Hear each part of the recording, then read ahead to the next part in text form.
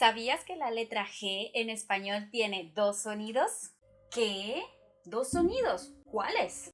Sígueme para aprender más.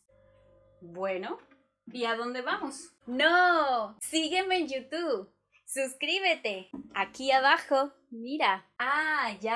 Ya vengo. Voy a suscribirme al canal para que me expliques los dos sonidos de la letra G. Pero no te vayas ahora. Puedo explicártelo ahora.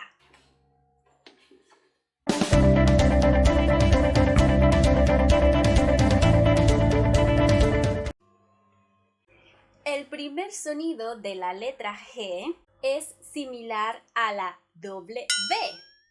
Al principio, cuando dices Washington, Washington, Washington, Washington, Washington, Washington, Washington, Washington. Más lento. Washington, Washington.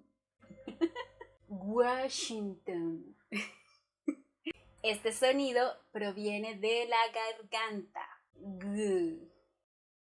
G. G. Y este sonido se hace con la vocal A, O, U. Es decir, ga, ga, go, go, gu, gu. Ejemplo, gato, gato, gota, gota, gusano, gusano. El segundo sonido es idéntico al sonido de la letra J. Sí, J, como el viento. J. Y este sonido es con las vocales E, I, es decir, G, G, ji, ji.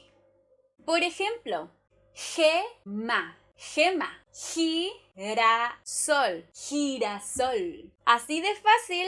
Ahora intenta pronunciar las siguientes palabras. Gigante, garganta,